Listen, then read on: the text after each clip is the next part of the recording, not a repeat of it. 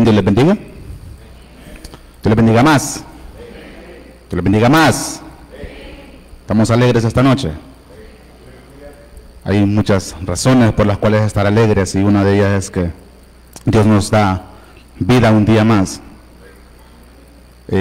Hasta este momento, su misericordia ha sido buena con nosotros y nos permite reunirnos un día más en este lugar para adorar su nombre, para exaltar su nombre y sobre todo también para compartir en unidad, compartir en armonía y escuchar el consejo de su palabra. Vamos a compartir un tema esta noche y le voy a pedir que abra en su Biblia en el libro de Lucas 13, 18 y 19. Vamos a emplear ese pasaje como base para lo que queremos compartir esta noche y creemos Dios nos dio para compartir con cada uno de ustedes. ¿Sabes? Según la historia hubo una época en la que, no se preocupe, no vamos a leer la Biblia precisamente ahorita, así que pueda sentarse. Según la historia hubo una época en la que China se había convertido en lo que la economía llamaba el basurero del mundo. Todos los países industrializados, todos los desechos que los países industrializados producían iban a parar directamente a China. Y no era una cuestión meramente de soberbia por parte de los países o por parte de las industrias o de las compañías, sino que China había decidido importar esos productos, es decir, China pagaba por basura. Y aunque comprar basura o ser reciclador de basura no es algo que se vea que tenía una gran ganancia, al menos para los chinos era una relación ganar-ganar. Por un lado, los países industrializados no se preocupaban de sus desechos y podían desechar y producir cuanta cantidad de basura quisieran. Y por el otro lado, China, al comprar esta basura, al comprar estos desperdicios, tenía la facilidad de acceder a productos reciclados o a componentes reciclados que les salía más barato a ellos comprarlos como basura de afuera que producirlos directamente ellos mismos. Entonces la relación era una relación ganar-ganar, una especie de simbiosis, por así decirlo. Resulta que con el pasar del tiempo, a medida que fuimos entrando al siglo XXI y China empezó a modernizarse un poco más, fueron entrando en una especie de conciencia ecológica. De modo que China llegó un momento en el que dijo, ya no más, ya no vamos a comprar más basura porque nuestros ciudadanos están padeciendo las consecuencias, nuestras fuentes de agua, nuestros ríos, nuestros recursos naturales se están contaminando, entonces ya no vamos a comprar más basura. Entonces, producto de esto, se cree que cuando China dijo ya no más basura, un buque carguero conocido como el Pelícano, quedó a la deriva en alta mar. Y este barco se convirtió en el barco más odiado y el menos deseado del mundo. Ningún país en el mundo, por muy pobre, por muy incivilizado, por muy subdesarrollado que fuera, quería o dejaba permitir que este dichoso barco aparcara en sus puertos. Y el problema no es que el barco no estuviera bien.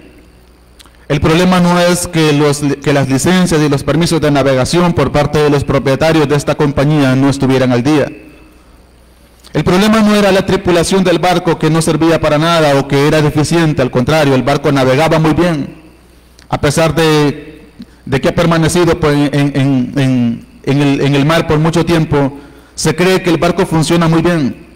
La tripulación es eficiente. Los papeles y permisos de navegación están al día y perfectamente puede aparcar puede llegar a cualquier puerto. Entonces, ¿cuál es el problema de este dichoso barco? El problema de este barco es que contenía toneladas y toneladas y toneladas de basura.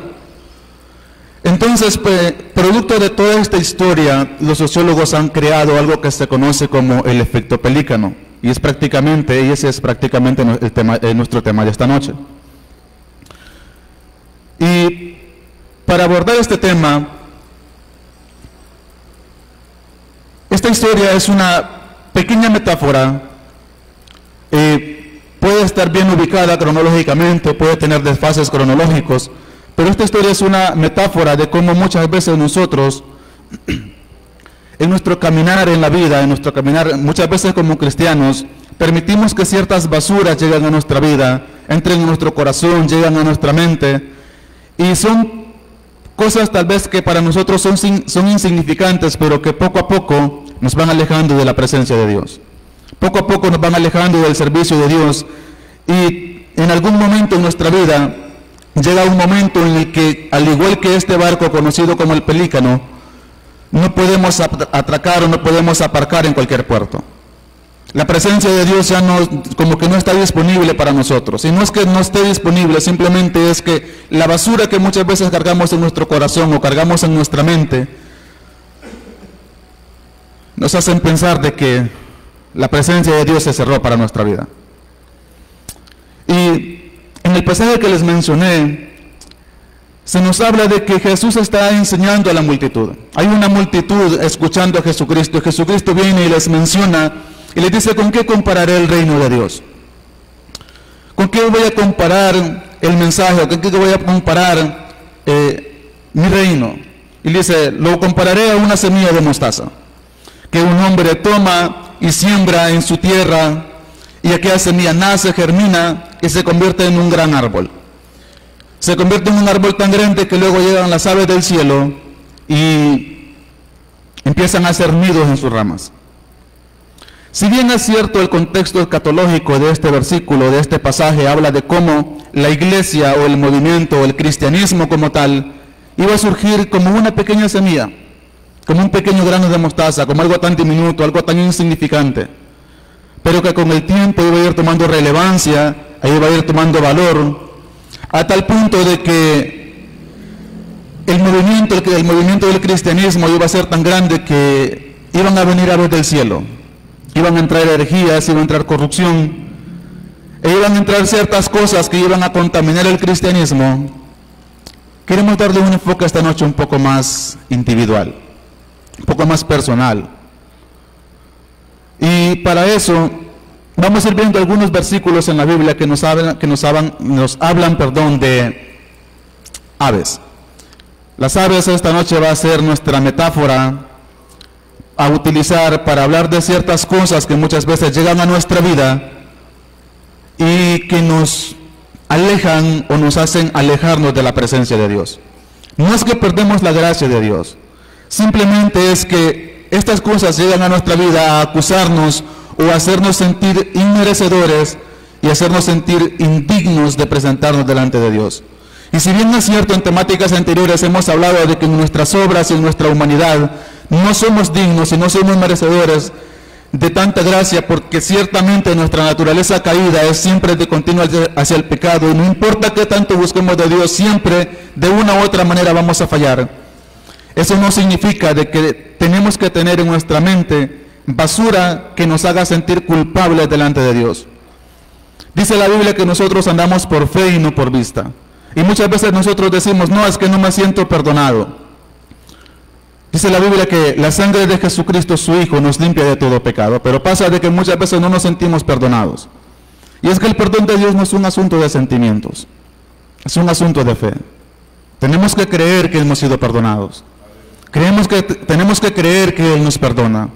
Tenemos que creer que si buscamos de Él y buscamos sinceramente de Él y nos arrepentimos de todo corazón y nos apartamos de nuestro pecado o de aquellas cosas que nos están alejando de nuestra comunión con Dios, somos perdonados. Las iglesias que son de tipo carismático como la nuestra, tenemos un concepto que se conoce como el mover del Espíritu o sentir la presencia del Espíritu, que muchas veces se traduce en postrarnos de rodillas o en estar en en un lugar cantándole a Dios y sentir como nuestro cuerpo se siente como un escalofrío, y nosotros a eso le llamamos el sentir del Espíritu, toques del Espíritu Santo. Y no es que la definición esté mal. El problema es que muchas veces cometemos algo, hicimos algo que nos hace sentir como sucios delante de la presencia de Dios. Y puede ser que durante mucho tiempo, por basura que hay en nuestra mente, que hay en nuestro corazón, no sintamos esos escalofríos en nuestro cuerpo. Y pensamos de que Dios ya no está con nosotros. Pensamos de que Dios ya no nos ama.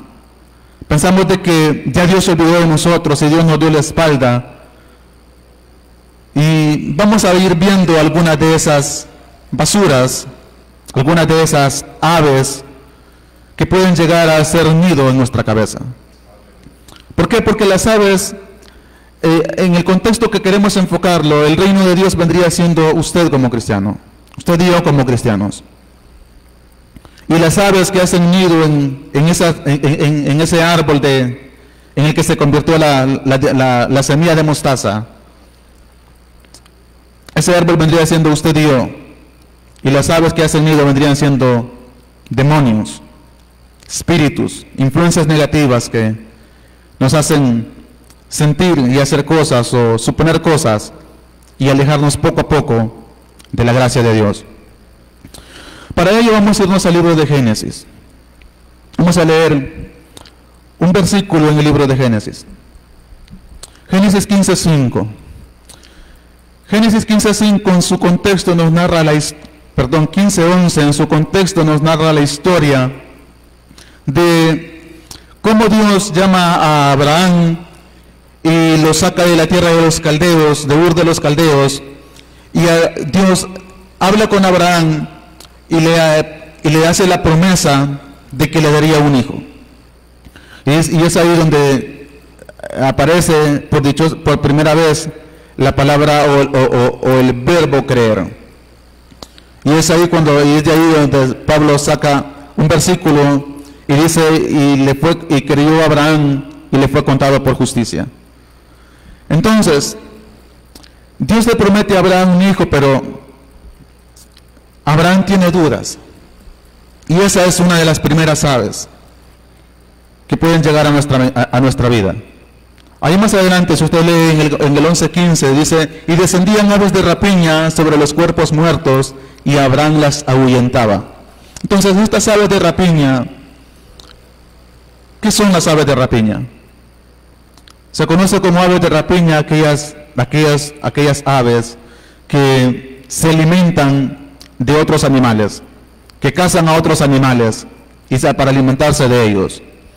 Pero entre las aves de rapiña hay unos que se llaman carroñeros, que son los que al menos los que nosotros conocemos en nuestro país son los dichosos sopilotes, que se alimentan de animales ya muertos. O sea, ellos se encargan de consumir aquellos animales que por causas diversas ya están muertos y ese mal olor, y ellos se deleitan en eso. Entonces vemos aquí como estas aves carroñeras, estas aves de rapiña de tipo carroñero, vienen y se quieren comer el sacrificio, el holocausto que Abraham había preparado para Dios como símbolo del pacto que Dios estaba haciendo con él, según el contexto de este pasaje. ¿Por qué? Porque Dios le dice a Abraham, yo te voy a dar una descendencia y tu descendencia será numerosa como las estrellas del cielo. Es más, mira hacia el cielo y cuenta las estrellas y las puedes contar. Pero Abraham tiene dudas. Abraham tiene dudas en su mente y dice, pero ¿cómo va a ser esto? Si yo ya estoy avanzado de edad. Y si tú dices que me vas a dar descendencia y el hombre que está más cercano a mí es este esclavo llamado Eliezer o Eleazar. Y Dios le dice, no te preocupes. Parafraseando, no te preocupes. No será un esclavo, no será un esclavo nacido en tu casa quien te herede, porque yo te voy a dar un hijo. Y como Abraham tenía ciertas dudas, Dios le pide ciertos animales para que los ofrezca en holocausto a Dios. Y Abraham viene, toma los animales, parte aquellos animales por la mitad y los pone delante de Dios como ofrenda. El problema está en que Dios no se apareció inmediatamente. Dios no llegó inmediatamente a sellar el pacto, a sellar la promesa, a sellar el convenio que él estaba haciendo en ese momento con Abraham. De modo que posiblemente Abraham haya sentido dudas, y estas aves de rapiña representan eso. Voy a leerle un cierto comentario por acá que encontré del comentarista David Guzik. Y el comentarista David Guzik dice lo siguiente: Abraham espera que Jehová aparezca y termine en medio de los sacrificios, pero Dios no viene inmediatamente. Abraham tuvo que esperar y luchar con los buitres hasta que Dios apareció. Esto nos recuerda que la paciencia es la clave de nuestra fe. No permitamos que las dudas y las ansiedades nos priven de vivir confiados en Dios y de su pacto sellado con la sangre de Cristo. Abraham tuvo que esperar. Abraham tuvo que luchar contra aquellas aves que se querían comer su holocausto, el holocausto que él había preparado para Dios. Que se veía que este pacto representaba y sellaba la promesa de que un día Abraham tendría un hijo y que en su simiente serían benditas todas las naciones de la tierra. ¿A cuántos de nosotros Dios nos ha hecho promesas? ¿A cuántos de nosotros Dios nos ha dado una promesa? No sé cuál sea la promesa que Dios le ha dado a su vida, pero muchas veces esas promesas tardan en llegar. Y puede ser de que la duda, la ansiedad, la incertidumbre de saber qué va a pasar, nos hagan muchas veces dudar de si eso se va a cumplir o no. Nos hagan muchas veces dudar de si aquello que Dios nos prometió va a estar o va a ser posible. Si nuestros ojos verán aquello que una vez se nos prometió, aquello que una vez se nos dijo. En la Biblia hay muchas promesas de bendición para nosotros, y creo que la promesa más importante y más valiosa de Dios para nuestra vida es la promesa de que Jesucristo un día, o la promesa de que un día iba a aparecer el Cordero de Dios que quita el pecado del mundo. Y como le dijo el apóstol Pablo a los Efesios, si Dios nos dio a Jesucristo, ¿cómo no nos dará con Él todas las demás cosas? Pero tenemos que confiar. Tenemos que esperar en Dios. ¿Por qué? Porque la vida cristiana, el caminar cristiano es eso. Una vida de fe, una vida de esperanza, una vida en la que posiblemente tenemos sueños, tenemos proyectos en nuestra vida, tenemos metas, tenemos promesas que en algún momento alguien de parte de Dios nos hizo a nuestra vida por medio de otra persona. Alguien vino y oró por nosotros, inspirado por Dios, nos dijo: va a venir esto a tu vida, yo te voy a bendecir con esto, yo te voy a bendecir con lo otro. O hay promesas bíblicas, como por ejemplo, en mi casa yo serviremos a Jehová, y tal vez estamos aquí y tal vez solamente uno de la familia sirve a Dios. Y estamos amparados en esa promesa de que cree en el Señor Jesucristo y serás salvo tú y tu casa, pero muchas veces no vemos a nuestra familia servir a Dios. Muchas veces oramos y oramos y oramos y le pedimos a Dios: Señor, mira a mi familia, salva a mi familia. Pero muchas veces no se ve nada. Muchas veces no se ve absolutamente nada. No sé si les comenté una historia, pero esta historia se la escuché a Miguel Núñez. Miguel Núñez cuenta una historia a manera de testimonio, lo cual él dice que es 100% verdad, que pasó en su congregación. Y él cuenta como una mujer, como una pareja que vivía en ciertos problemas, en ciertos conflictos, maltratos, abusos, violencia, y en aquella pareja la mujer viene y se convierte a Jesucristo, acepta el Evangelio, acepta el sacrificio de Cristo como su único medio por el cual acercarse a Dios, y en su devoción cristiana ella empieza a comportarse como una mujer piadosa. Y aquel hombre empieza a ver cambios en ella, a tal punto que aquel hombre viene y le invita un día a salir y le confiesa sus infidelidades, y le confiesa todo lo que él ha hecho con ella, todas las cosas que él ha hecho a espaldas de ella, y le dice: no te cuento esto para que me juzgues o para que me acuses, sino porque veo tu cambio, veo tu transformación, Y yo quiero de eso que vos tenés. Yo quiero de eso que vos tenés. Y es que el testimonio cristiano, las cosas que nosotros hacemos muchas veces, amparados en una promesa de Dios, pueden ser muy importantes para que ciertas promesas de Dios se cumplan en nuestra vida. Siempre hemos dicho que la fe sin obras es muerta, y creer en Dios es importante, como compartíamos ayer con los muchachos acá. Creer en Dios es importante, depender de Dios es importante, pero si no accionamos, si no ponemos también de nuestra parte, al final no va a pasar nada. Entonces, vemos aquí cómo Abraham está luchando, está batallando con estas aves que se querían comer su holocausto. Hay una historia que dice algo más o menos similar. La historia se llama La carta no enviada. Y esta historia habla de una mujer que era cristiana, la cual se llamaba Ana. Y dice, Ana sentía que Dios le había llamado a misiones. Es decir, sintió esa necesidad. Ella quería ir tal vez a otras partes del mundo o de su país, a compartir el Evangelio, a llevar el mensaje, pero de modo que esta mujer preparó una carta.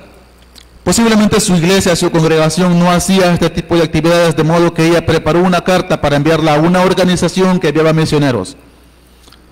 Entonces ella preparó la carta, pero antes de enviarla comenzaron a surgir dudas. Como por ejemplo, ¿y si no soy lo suficientemente buena? ¿O y si me rechazan? Y esta historia dice que esta mujer llamada Ana, cada vez que ella iba a tomar el sobre para enviarlo, venían y aparecían las dudas, aparecían los miedos, aparecían los temores. Pero un día su pastor compartió un mensaje basado precisamente en Génesis 15:11 y le dijo, las aves de rapiña intentan devorar el sacrificio de nuestra fe.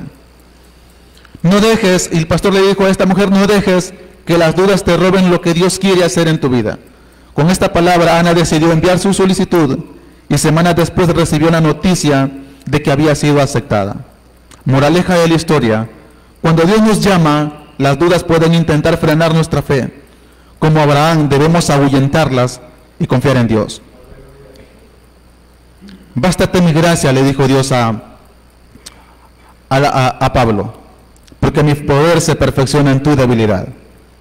Sé que a veces hay dudas, sé que a veces hay miedos, y créanme que el pastor puede confirmar de que nadie puede hablar más de dudas y miedos que mi persona. Él me conoció cuando yo empecé en esto del Evangelio.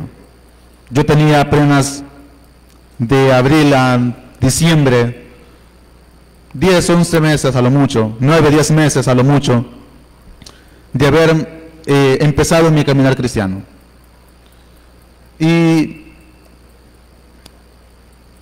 producto de la educación que yo recibí, yo era una persona sumamente acomplejada, sumamente tímida. De hecho, hasta el momento, en algunos aspectos lo sigo siendo. Pero gracias a Dios que Él me permitió salir del lugar en el cual vivía y llegar a esta ciudad, en donde por providencia divina pude conocer personas que me enseñaron la palabra, que me educaron durante un tiempo en lo que es el Evangelio, y enos aquí estamos. Hay dudas a veces. A veces llegan dudas a nuestra vida, a veces llegan temores a nuestra vida. Alguien dijo por ahí, no, es que estar parado al frente no es fácil. Y sí, no es fácil. Que uno no aparente aquí el tener miedo es otra cosa, pero el miedo siempre está. El temor siempre está. Y como le compartía en la temática anterior del viernes antepasado, porque ayer ya pasó, a los muchachos, hay cosas que uno no puede decir acá. Yo no puedo decir, hermanos, el miedo me está matando, porque no es ético. Pero a veces hay dudas, a veces hay temores en nuestra vida, y así como muchas veces tenemos miedo de hacer cosas para Dios, también tenemos miedo y tenemos duda de hacer cosas en la vida.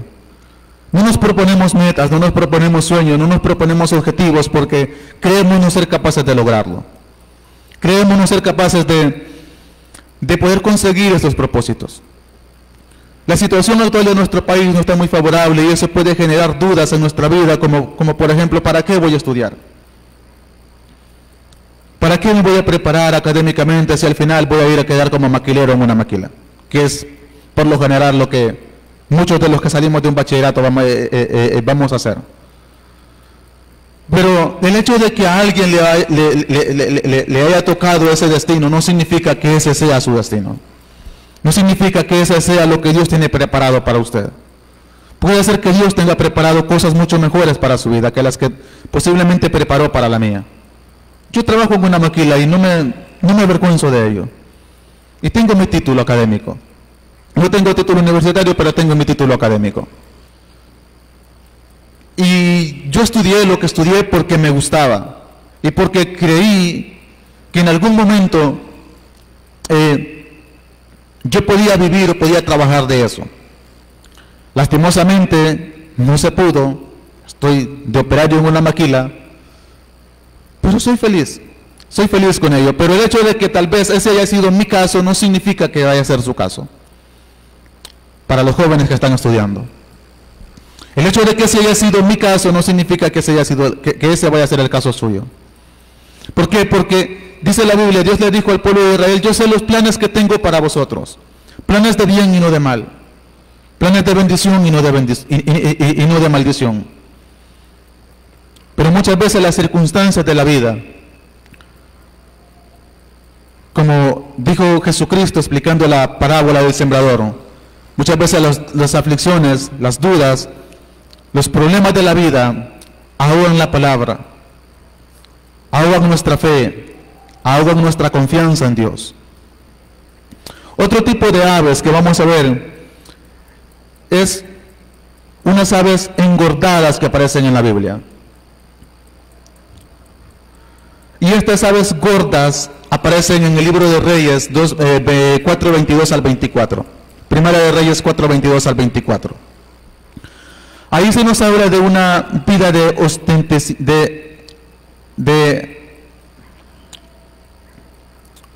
no sé exactamente cuál es la palabra correcta, una vida ostentosa, de opulencia,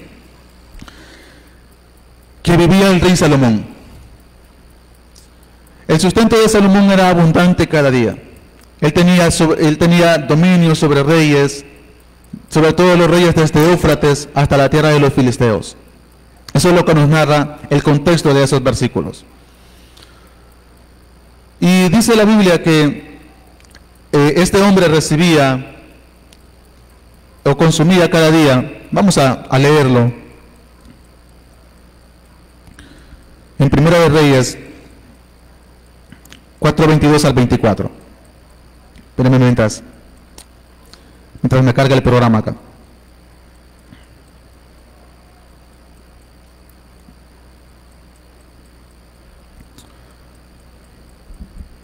Primera de Reyes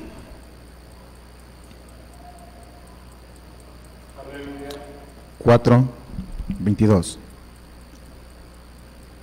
Dice, y la provisión de Salomón cada día era de 30 coros de flor de harina, 70 coros y 60 coros de harina, 10 bueyes gordos, 10 bueyes de pasto, 100 ovejas, 100 los ciervos, gacelas, gorzos y aves gordas. Hay muchos animales ahí, se nos habla una vida de opulencia que Salomón vivía. Pero como nuestra metáfora esta noche son las aves, pues vamos a enfocarlos en esas aves gordas que aparecen ahí, de las que se nos hablan. Que si bien es cierto, el contexto del versículo es que Dios había bendecido a Salomón. El contexto del versículo es ese, que Dios había bendecido a Salomón y Salomón era un hombre inmensamente bendecido que tenía, por así decirlo, estas bendiciones y estos reyes a su servicio o bajo su poder. De modo que estos reyes daban esta especie de tributo a Salomón. Esto era lo que Salomón recibía a manera de tributo tanto para él como para la gente la gente de su corte real. Pero como el enfoque o el contexto del mensaje de esta noche son aves o basuras que muchas veces llegan a nuestra vida, estas aves gordas dentro de este contexto son el orgullo que muchas veces llega a nuestro corazón. Hay dos términos similares que muchas veces usamos como sinónimos, y uno de ellos es el orgullo y el otro es algo que se llama narcisismo. El orgullo se define como esa idea que nosotros tenemos de que somos más que otros, de que somos los mejores en algo y que como nosotros no hay nadie más. De una definición básica. Pero el narcisismo es esa idea que muchas veces el ser humano tiene de que él es el único, de que él es el único y que sin él las cosas no funcionan. Sin el hombre narcisista piensa de que todo gira alrededor de él. Y piensa de que por el simple hecho de existir, el mundo está en deuda con él. Y el mundo le debe todo a él. No, y que yo me merezco esto, yo me merezco lo otro. Y si no lo tengo, entonces yo no soy feliz. Porque su vida gira en torno a eso, su vida gira en torno a su propio ego. Entonces, en una definición simple, el narcisismo es un ego sobrevalorado, un ego demasiado elevado que la persona tiene sobre él. Y hay una historia que quiero contarles para ilustrar este tipo de concepto. Y esta historia habla sobre un líder que se perdió a sí mismo, así se llama la historia. En nuestra historia, este líder se llama Samuel. Y nuestra historia dice de la siguiente manera. Samuel era un predicador talentoso y muy respetado en su iglesia. Sus sermones eran elogiados y las personas lo buscaban constantemente por su consejo. Con el tiempo comenzó a creerse superior a los demás. Sentía que sin él la iglesia no podría funcionar. Su orgullo creció tanto que empezó a despreciar a quienes no predicaban como él. Se molestaba si alguien más recibía reconocimiento y siempre buscaba asegurarse de que su nombre fuera mencionado en cada evento.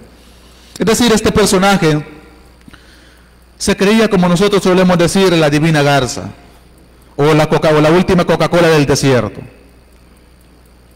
Que vaya que la metáfora es contradictoria, ¿no? La última Coca-Cola del desierto. ¿De qué sirve la última Coca-Cola en un desierto? Si está más caliente que el mismo sol y más insípida que cualquier otra cosa.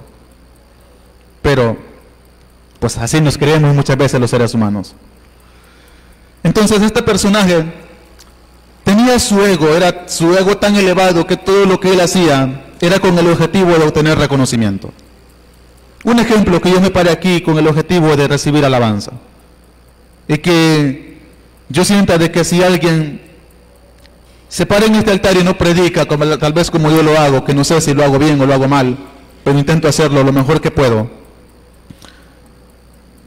Pero muchas veces ese narcisismo que hay en nuestra vida, ese orgullo sobrevalorado, nos hace pensar de que como nadie maneja los temas que nosotros manejamos, o como nadie predica tal vez con la elocuencia que nosotros hablamos, o habla con ese dialecto elocuente, el que no lo hace no es tan buen predicador.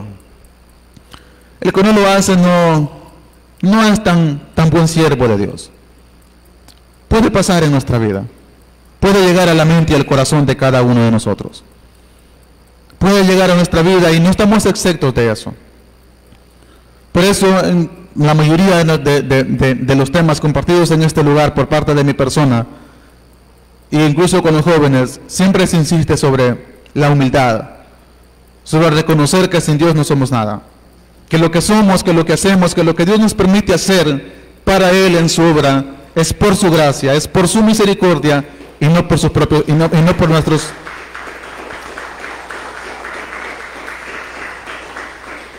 nuestros méritos personales. Podemos tener preparación académica y gracias a Dios mis estudios académicos y la inteligencia que Dios me ha concedido me permite aprender algunas cosas de forma rápida. De hecho, en mi trabajo, el instructor que tenía me dijo en cierta ocasión: en su idioma, pues es otro nivel, loco. Porque vos aprendes rápido, a vos no se necesita andarte explicando tanto cómo hacer las cosas, porque vos aprendes rápido. Y gracias a Dios por ello. Pero al final del día yo reconozco de que si yo aprendo rápido algo, laboralmente hablando, no es tanto porque yo sea inteligente, sino porque de cierta manera hay una gracia de Dios sobre mi vida. Hay una gracia de Dios sobre la vida de cada uno de nosotros, y esa es la que nos permite levantarnos día con día, y espiritualmente hablando y en su obra es la que nos permite hacer las cosas que hacemos para Él. No son nuestras obras, no son nuestros méritos, no es nuestra preparación académica. Si bien es cierto, todas esas cosas son importantes. La preparación académica que usted y yo podamos tener hace mucha diferencia a la hora de pararnos frente a un grupo de personas y compartir la palabra. La preparación que usted pueda tener a la hora de elaborar un sermón y la falta de esta hacen una gran diferencia a la hora de que usted le toque compartir la palabra de Dios. Y si usted no me cree, puede probar. Puede un día hacer un sermón que le toque compartir con alguien y puede prepararse en su casa, puede orar, puede estudiar, incluso puede pararse frente al espejo y puede ensayar el sermón imaginándose que está frente a las personas y les está predicando la palabra. Y verá, y usted puede irle a Dios que le dé sabiduría, y verá cómo usted, por la gracia de Dios, su mensaje va a fluir. Pero de igual manera usted puede probar todo lo contrario. Puede simplemente sentarse y decir: no, la gracia de Dios es suficiente para compartir la palabra de Dios, no voy a estudiar la palabra, no voy a leer la Biblia, no me voy a preparar, y verá cómo va a patinar. Verá cómo todo aquello que en algún momento usted pensó que podía decir, al final se le va a borrar de la mente. Por eso es que tenemos que, de cierta manera, prepararnos para nuestro servicio a Dios. Pero no podemos caer en el error de que Dios nos usa porque somos preparados, porque nos preparamos, porque hicimos tantas cosas para no quedar mal. No podemos confiar, como siempre hemos dicho, no podemos confiar en nuestra propia capacidad. No podemos ser como este joven predicador, que se creyó demasiado indispensable dentro de la congregación, a tal punto de que él dijo: sin mí la iglesia no funciona. Es más, ni siquiera era el pastor de la iglesia, imagínense. Y se creyó como más importante incluso que el mismo pastor. Entonces, dice en nuestra historia que el orgullo de esta persona creció tanto que empezó a despreciar a quienes no predicaban como él. Se molestaba si alguien más recibía reconocimiento y siempre buscaba asegurarse de que su nombre fuera mencionado en cada evento. En su mente, él era la clave del éxito de la congregación. Es decir, la iglesia está llena porque yo estoy ahí. La iglesia se llena porque yo predico bien. Porque nadie predica como yo, nadie enseña como yo, nadie canta como yo, nadie toca como yo. Pongámosle el ministerio que le queramos poner. Entonces, dice nuestra historia, nuestra anécdota o nuestra ilustración, porque en sí es una historia ficticia. Un día este joven, este predicador, enfermó gravemente y tuvo que ausentarse por meses, es decir, tuvo bastante tiempo, ya sea internado en el hospital o en su casa guardando reposo, de modo que no podía congregarse. Pero para su sorpresa, la iglesia que él pensó que sin él no iba a funcionar, esta iglesia siguió adelante sin él. Los hermanos continuaron sirviendo y el ministerio no se derrumbó. Este evento fue un golpe duro para su ego. Durante su recuperación, Dios le mostró su error a través de Proverbios 16:18. Antes del quebrantamiento es la soberbia, y antes de la caída la altivez de espíritu. Samuel entendió que su orgullo y narcisismo lo habían cegado. Se humilló ante Dios y volvió a servir con un corazón renovado, recordando que la obra de Dios no gira en torno a un solo hombre, sino en torno a Cristo Jesús.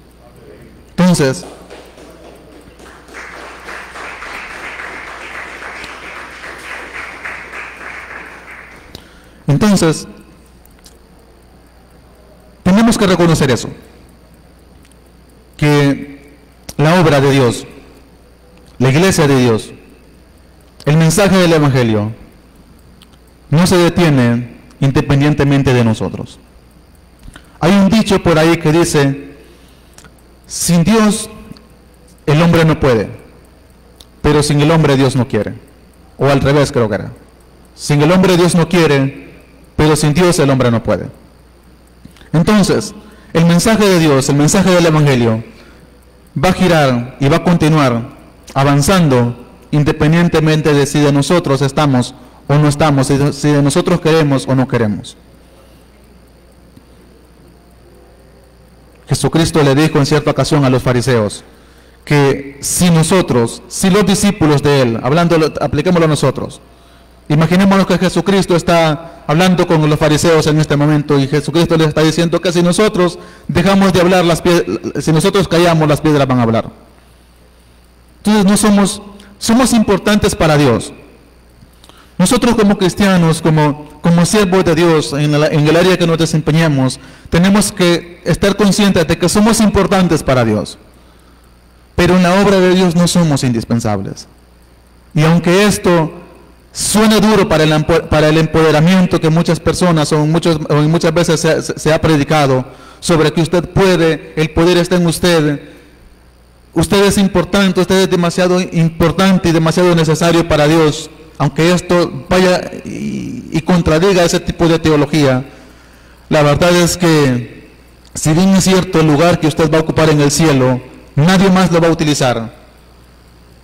Mi trabajo en la obra de Dios aquí en la tierra, si yo no lo quiero hacer, alguien más lo hará. Entonces, tenemos que bajarnos muchas veces de esa nube de grandeza que puede llegar a nuestro corazón, de esa ave de orgullo, de esa ave de vanagloria, de ese pájaro de narcisismo, de creernos más importantes que cualquier otra persona, que muchas veces puede llegar a nuestro corazón y puede llegar a ser nido en nuestra cabeza. La humildad, dijo alguien por ahí, es la clave del éxito. Y como dijo el salmista, Dios no rechaza a aquel que se acerca a Él con un corazón contrito y humillado. Entonces la humildad es muy importante en nuestro servicio a Dios. Aves de los montes, nuestro tercer tipo de ave. Salmo 50:11.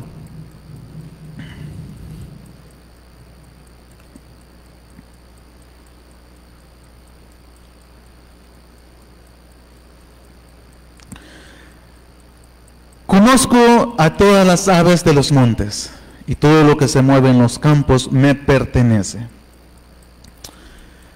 El contexto de este versículo habla de la adoración o de lo que Dios demanda de aquellos que dicen ser sus hijos y que dicen adorarle. Habla de una correcta adoración que Dios quiere de parte de nosotros. Veamos más atrás algunos versículos. 9. No tomaré de tu casa becerros, ni machos cabríos de tus apriscos, porque mía es toda bestia del bosque y los millares de animales de los collados. El 11. Conozco las aves de los montes, y todo lo que se mueve en los campos me pertenece. Si yo tuviese hambre, no te lo diría a ti. Dios hablando a través de este salmo. Porque mío es el mundo y mío es su plenitud. ¿He de comer yo carne de toros o beber sangre de machos cabríos? 14. Sacrifica a Dios alabanza y pagas tus votos al Altísimo. E invócame en el día de la angustia, te libraré y tú me honrarás. Entonces vemos ahí que el contexto nos habla de adoración. Nos habla de una vida de devoción por parte de nosotros hacia Dios. En este salmo Dios recuerda a su pueblo que Él no depende de sacrificios materiales ni de rituales externos, sino de una relación sincera con Él. A menudo las aves de los montes simbolizan aquellas falsas ideas en la adoración y devoción que alejan a los creyentes de la verdad. A través de los versículos 1 al 14 de este salmo entendemos que Dios no necesita sacrificios vacíos, sino un corazón entregado y una vida de obediencia genuina En nuestra vida diaria podemos caer en errores que nos hacen alejarnos de la gracia de Dios. Voy a ilustrarles este punto con otra historia. Esta historia se llama El hombre del altar vacío. Como les dije, estas historias son ficticias, así que los nombres en realidad son personas que no existieron. El protagonista de nuestra historia se llama Marcos, y nuestra historia dice que Marcos asistía a la iglesia todos los domingos, daba ofrendas generosas y participaba en todas las actividades. Es decir, era una persona dadivosa. Era una persona como alguien que les mencioné de la vida real en el primer mensaje que compartí con ustedes en este lugar. Entonces Marcos era dadivoso. Marcos era un hombre suelto, un hombre espontáneo para dar. Era una persona que le gustaba servir. Todos los días estaba en la iglesia, limpiando el templo. Si había que hacer algo en el templo, Marcos estaba ahí, Marcos siempre estaba presente. Y esto era algo realmente bueno. Servir a Dios, servir a apoyar en los programas de la iglesia o en actividades de la iglesia es importante y es bueno. Nos da ese sentido hasta cierto punto de pertenencia, de que somos parte de la congregación y de que somos parte de aquella obra que se está construyendo. Sin embargo, dice nuestra historia, su relación con Dios era superficial. Es decir, Marcos creía que por cumplir con esos deberes lo hacía un buen cristiano. Es decir, la fe de Marcos, la identidad de Marcos como cristiano estaba basada en su servicio a Dios y no en una relación directa con Él. Es decir, Marcos creía que él era cristiano no tanto por cuánto pasara tiempo a solas con Dios, sino por las cosas que él hacía en su devoción, en su servicio a Dios. Un día su pastor predicó sobre Salmos 50:11 y explicó que Dios no se impresiona con sacrificios vacíos, sino que busca un corazón sincero. Esa noche Marcos reflexionó y se dio cuenta que su devoción no era auténtica. Decidió empezar a orar, leer la Biblia como hambre espiritual y vivir una fe verdadera. Moraleja de esta historia: la verdadera adoración no es solo cumplir rituales, sino entregar a Dios nuestro corazón. Entonces, esta historia nos ilustra muy bien lo que queremos compartir a continuación con usted. Unas ideas vacías que nos hacen pensar o nos hacen alejarnos de una verdadera adoración o de una verdadera devoción hacia Dios. Y una de esas ideas puede ser que nosotros lleguemos a pensar que nuestra devoción a Dios, al igual que este hombre, lleguemos a pensar que nuestra devoción a Dios es solamente cumplir con rituales. Es decir, voy a ir a la iglesia porque pues hay que ir, ¿no? Y pues si no vamos, el pastor se va a poner triste porque pues no fuimos. Voy a ir a la iglesia únicamente porque me toca cantar o me toca predicar o me toca hacer esto. Y si bien es cierto, estamos cumpliendo hasta cierto punto con nuestra responsabilidad y con lo que Dios nos llamó a hacer, Dios busca algo más que solamente eso. Dios busca algo más que solamente sacrificios. Dios busca obediencia. Y Dios busca que si nosotros vengamos a este lugar, vengamos más que porque tenemos que cumplir un trabajo, más que porque tenemos que cumplir con una función o una responsabilidad, vengamos con la intención de entregarle a Él nuestro corazón, de adorar su nombre, de exaltar su nombre, de poder, como hizo aquella mujer, de poder postrarnos, derramar nuestra alma, nuestro corazón delante de Él en adoración. De que nuestra vida cristiana, Dios no quiere que nuestra vida cristiana, que nuestra identidad como cristianos dependa de si estamos sirviendo a Dios o no estamos sirviendo a Dios en la congregación. Porque muchas veces creemos que somos útiles para Dios únicamente si predicamos en un altar o si tenemos privilegios o tenemos participación dentro de la congregación, pero hay muchas cosas, hay muchas áreas en las cuales podemos servir a Dios. Se cuenta una historia por ahí de un cierto pastor que tenía en su iglesia una anciana, la cual aparentemente no servía para nada. Aquella anciana no podía dirigir un culto, no podía predicar, no era capaz de pararse al frente y de orar por las ofrendas, de modo que aquella anciana aparentemente no servía en la iglesia, no era útil. llegó el día en que ambos murieron y ambos les tocó presentarse delante de la presencia de Dios y murió el pastor y murió el anciano. Y el pastor pensó que porque la iglesia que él pastoreaba mientras estaba en vida era una congregación numerosa y era una congregación que se llenaba y habían avivamientos, habían manifestaciones del Espíritu Santo, es que él era un buen pastor. Y Dios lo usaba de gran manera porque él era un buen pastor, preparado académicamente, estudiado teológicamente, etcétera, etcétera. Y él pensó dentro de sí, y cuenta esta historia, esta ilustración de que pasó en primer lugar la anciana. La anciana fue llamada en primer lugar a presentarse delante de Dios, a recibir, como dice la palabra de Dios, su recompensa ante el tribunal de Cristo. Y obviamente la historia no está en la Biblia, pero sí la Biblia dice de que vamos a presentarnos ante el tribunal de Cristo para recibir cada uno una recompensa de acuerdo a lo que hayamos hecho en la tierra, así haya sido bueno o haya sido malo. Entonces, esta anciana se presenta, le llega su turno de presentarse ante el tribunal de Cristo para recibir su recompensa.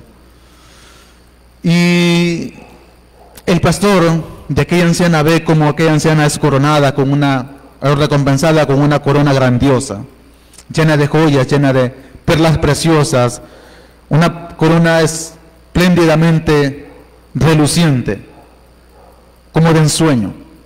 Y él dijo, si esta viejita que no hacía nada en la iglesia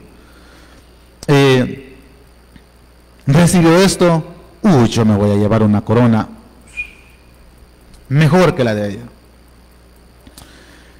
Resulta que le llegó el turno al pastor y recibió únicamente un aro, sin perlas, ni siquiera tenía forma de coronas, era solamente un aro nada más, un anillo que calzaba en su cabeza ya. Y él preguntó al ángel que estaba ahí y le dice, ¿pero qué pasó? Si yo fui el pastor de tal iglesia y la iglesia se llenaba y cuando yo predicaba habían moverse, manifestaciones del Espíritu Santo, habían milagros, habían liberaciones, habían paralíticos que se levantaban de la silla, enfermos que se sanaban inmediatamente y que esos milagros servían de testimonio para que el evangelio se creciera y las personas vinieran a Cristo Jesús. A lo que el ángel o el encargado de entregar la recompensa le dice, sí, y él le dice, si yo que hice todo esto, ¿por qué recibí todo esto? Y aquella anciana que nunca hizo nada en la iglesia, nunca predicó, nunca dirigió un culto, nunca recaudó la ofrenda, nunca oró, ni siquiera por la ofrenda en la congregación, ¿por qué recibió semejante corona? A lo que el ángel le contesta y le dice, sí, pero lo que tú no sabes es que todo lo que tú hiciste, todo el respaldo que tú tenías cuando predicabas, todas las manifestaciones que habían, los milagros que se te permitían hacer cuando tú predicabas, era porque esa anciana todas las madrugadas doblaba sus rodillas y oraba por ti. Entonces, hay muchas áreas en las cuales podemos servir a Dios. Hay muchas áreas, muchos aspectos en los cuales podemos ser útiles en la obra de Dios. Y nuestro error radica muchas veces en que, y creo que todos en algún momento de nuestro caminar cristiano hemos tenido este error. Creemos que nuestra identidad, nuestro valor delante de Dios depende de cuánto estamos sirviendo en la iglesia. Depende de cuánto servimos, depende de cuánto nos utilicen, por así decirlo, en el servicio a Dios, en los devocionales cristianos. Entonces, podemos caer en este error de creer que nuestra devoción a Dios es solamente cumplir con estas cosas. Cumplir con ciertos rituales, cumplir únicamente con un compromiso. Cumplir con rituales vacíos o con rituales religiosos es simplemente eso. Jesucristo le reprochó bastante a los líderes religiosos de su tiempo que perdieron el sentido de la ley y perdieron lo más importante de esta. Él le dijo a los escribas y fariseos hipócritas, que desviáis la mente y el comino, pero olvidáis lo más importante de la ley, que es la gracia, la misericordia y la justicia. hacer aquellas cosas, es decir, diezmar y hacer aquellas buenas obras que ellos hacían, era importante, les dice Jesucristo, pero sin dejar de hacer las otras. Es decir, hacer justicia, hacer misericordia, hacer el bien era importante sin dejar de hacer las obras que ellos estaban haciendo, que era diezmar de la menta y diezmar del comino, entre otras buenas cosas que hacían. Entonces muchas veces nuestra devoción a Dios carece de vida. ¿Por qué? Porque muchas veces creemos que estamos cumpliendo a Dios y que le estamos haciendo un favor a Dios únicamente con presentarnos con presentarnos en el servicio, en el culto. Pero la verdad de las cosas es que en realidad no le estamos haciendo ningún favor a Dios. Porque nos duela o no, nos guste o no, Dios sigue siendo Dios con nosotros o sin nosotros. Él sigue siendo tan poderoso. De hecho, su poder, su gracia, su misericordia, su amor se manifiestan en la creación. Nosotros somos el resultado de ese amor que Él tenía, de ese amor que Dios es. Porque Dios es un Dios de amor, un Dios lleno de misericordia, fue que nos creó a nosotros. Y porque Dios es un Dios lleno de amor y de misericordia, es que Él nos eligió a nosotros y nos llamó para servirle.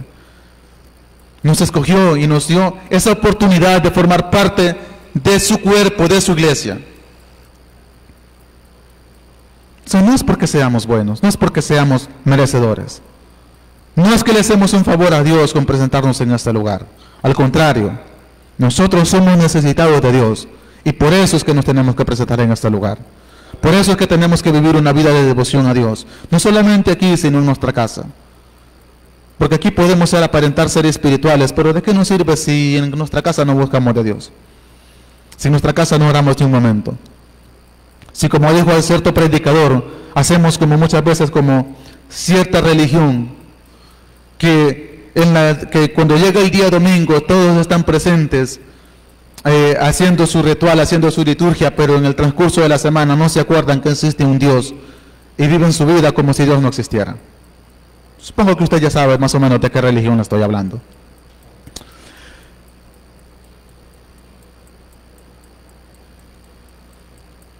Una falsa idea de nuestra devoción a Dios puede ser que cree que asistir a la iglesia es suficiente. Y nuestra relación con Dios, nuestra relación con Dios debe reflejarse en cada aspecto de nuestra vida y en nuestra conducta diaria. Esto nos habla de un testimonio. Esto nos habla de un testimonio, de una reputación que como cristianos debemos tener. Y no quiero volver a redundar en este tema porque ya lo compartí en cierta ocasión. Pero otra falsa idea en nuestra devoción a Dios es buscar a Dios con ofrendas externas en lugar de con una vida rendida a Él. Yo les compartí en cierta ocasión la historia de mi padrastro, que era una persona dadivosa, una persona que era desprendida. Mi mamá le ponía un sobrenombre que no, cuando se enojaba con él le decía una frase que no la voy a comentar acá, porque es algo obscena. O sea, no es ofensiva, pero es algo vulgar. Entonces, en ese entonces mi mamá pues no era la persona que es ahora. Pero mi papá tenía esas virtudes de que era dadivoso, era caritativo. Si alguien lo necesitaba, él estaba ahí, él apoyaba. Si había una necesidad en la iglesia, él estaba ahí para apoyar, para servir, para colaborar. Quizás no estaba presente, pero él mandaba lo que se necesitaba para ciertas actividades. Habían actividades de venta muchas veces, él daba provisión, como cultivábamos la tierra, él mandaba cargas de leña para que se hicieran las actividades, porque pues no se hacían con estufa. Mandaba provisión, mandaba cosas del campo como verduras, guineos, cosas así, para que aquella actividad se realizara. Entonces, pero mi padrastro tenía esa virtud, pero tenía el defecto de que en su relación con los demás, todo lo que él hacía con sus manos, lo destruía con sus pies. Era demasiado iracundo. Y muchas veces se discutió y se peleó, incluso él mismo nos llegó a contar a la casa una historia en la cual le ofreció palos al pastor de la iglesia.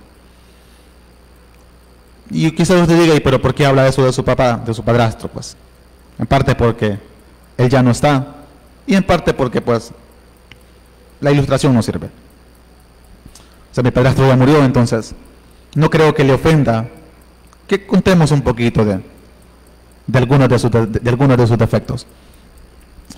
Entonces, muchas veces nosotros podemos caer también en ese error y pensar de que de lo único que Dios se agrada es de lo que nosotros hacemos para Él.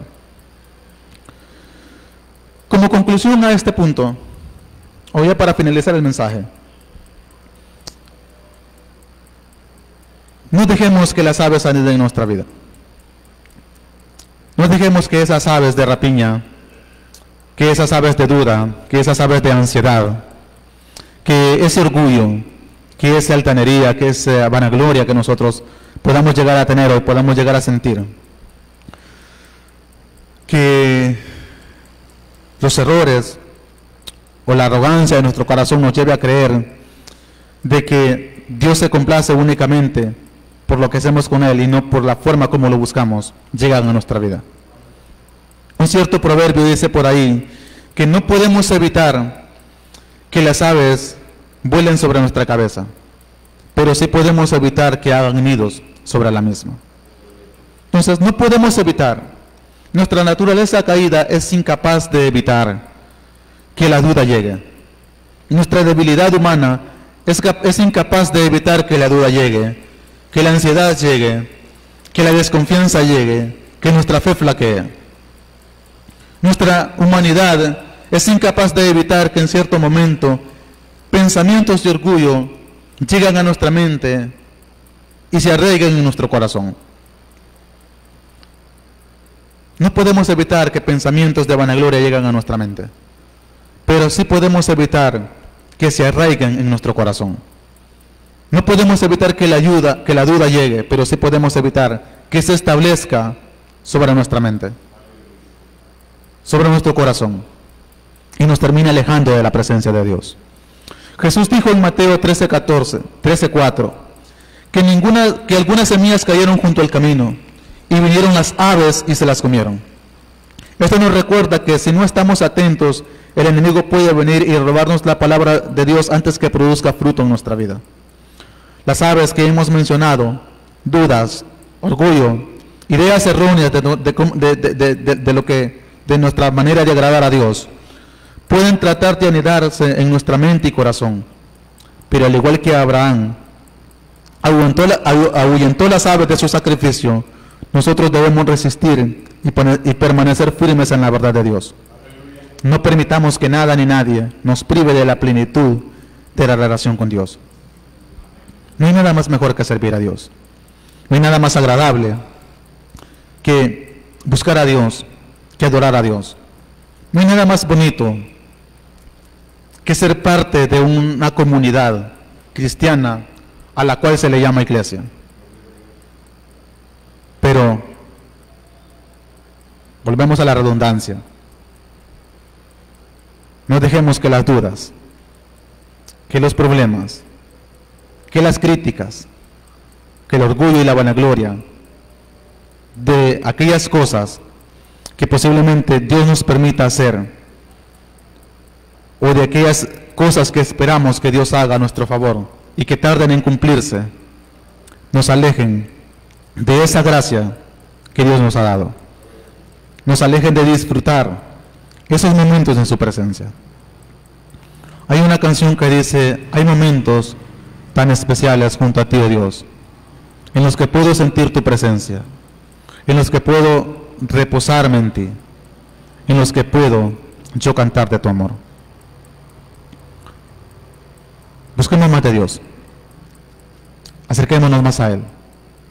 El escritor a los Romanos nos dice: acercaos confiadamente ante el trono de la gracia, al lugar del oportuno socorro.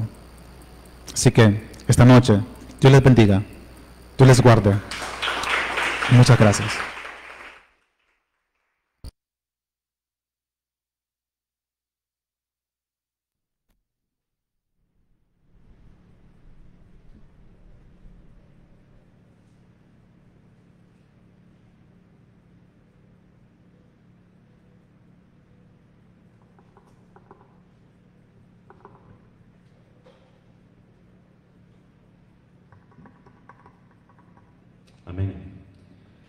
Gloria sea al Señor. Vamos a ponernos de pie, vamos a cantarle al Señor para despedirnos.